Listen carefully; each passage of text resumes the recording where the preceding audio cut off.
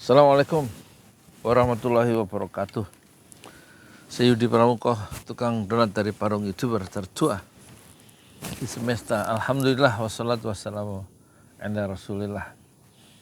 Kalau lihat baca majalah Tempo ya, itu memang kepala-kepala desa termasuk di Bogor ini mau diarahkan semuanya untuk mendukung paslon 02 ya. Dan bukti-bukti yang dikejar oleh wartawan Tempo memang ada instruksi dari atas ke bawah. Poinnya nggak netral, ya nggak netral. Baik gubernur, bupati, ya sampai kepala desa itu dalam pertemuan kepala desa nggak boleh bawa HP ya. Jadi memang nggak ada bukti yang bisa direkam, pembicaraan yang nggak bisa direkam, yaitu dalam kegiatan yang sangat krusial itu ya untuk membela paslon 02 kan. Nggak ada gambar yang bisa di-share, nggak ada HP yang bisa merekam pembicaraan. Semuanya HP-nya itu kayaknya dikumpulkan sebelum masuk ruangan ya. Jadi hanya kesaksian berdasarkan ingatan ya, nggak ada bukti-bukti visual. Itu sudah diperkirakan begitu, sudah untuk pengamanan ya. Dan sekarang menghadapi kecurangan ini, apakah cukup ya bukti-bukti itu yang akan dibawa ke Mahkamah Konstitusi ya.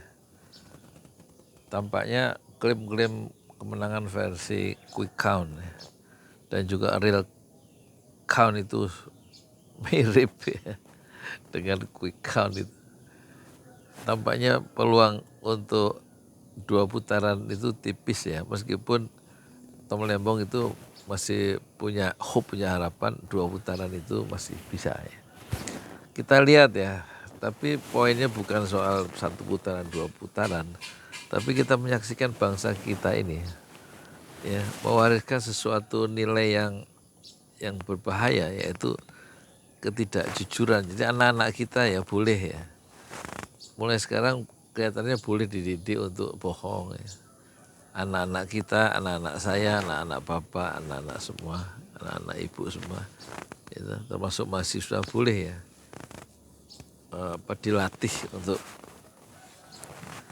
tidak jujur, dilatih untuk tidak menghargai etika, tidak menghargai adab ya. Karena itu yang dipertontonkan oleh pejabat-pejabat publik ya.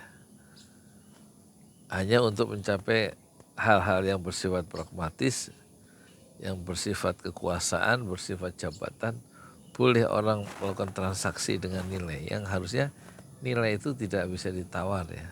Yang benar, batil ya batil. Kalau dulu kita diajarin orang tua kita, diajarin ustadz kita, itu batil dan hak itu selalu bertempur ya, selalu tidak bisa disatukan. Seperti minyak dan air itu tidak tidak bisa disatukan ya. Tapi suasana sekarang itu seolah-olah ya, seolah-olah itu yang curang itu menang. Padahal di Quran itu ya, waja'al hak wazahaqal batil. Kalau kebenaran datang itu kebatilan itu enggak akan hilang ya, akan binasa. Innal batila kana zahuqa, sesungguhnya yang batil itu, yang curang itu kan sebuah kebatilan. Itu akan tidak punya hakikat ya, akan hancur binasa. Jadi kalau mengacu pada Al-Quran, yang menang itu biasanya yang hak ya. Dulu zamannya Soekarno banyak tokoh-tokoh yang dimasukkan penjara untuk mempertahankan keyakinan politiknya sebagai sesuatu yang hak ya. Karena mengkoreksi kekuasaan yang melakukan deviasi, penyimpangan. Dan dalam sejarah kita catat, yang harum itu orang-orang yang masuk penjara itu. Sementara penguasa-penguasa yang zalim itu ya dicatat dalam sejarah dengan kezalimannya. Jadi kemenangan moral itu berada pada orang yang jujur. Ya.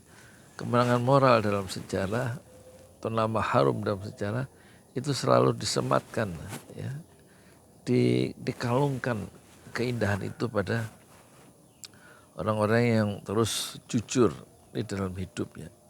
Orang-orang sederhana seperti pemimpin-pemimpin bangsa awal dulu seperti Agus Salim, seperti Natsir. Orang-orang sederhana itu seperti Hatta.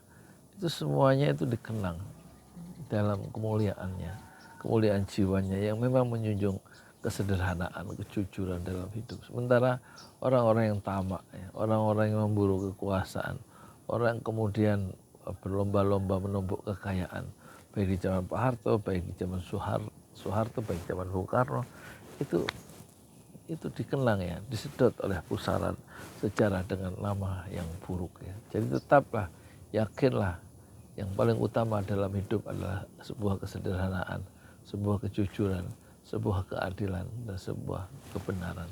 Sementara kecurangan, keculasan, kelicikan, dan juga kebohongan, kedustaan adalah nilai-nilai yang tidak pernah abadi. Yang abadi adalah kebenaran, kejujuran, keindahan, kesederhanaan hidup, dan kepantasan, dan juga menjunjung adab dan etika. Itulah yang diperlukan dalam kehidupan sehingga manusia bisa mulia karena nilai-nilai yang memang mulia itu. Assalamualaikum warahmatullahi wabarakatuh.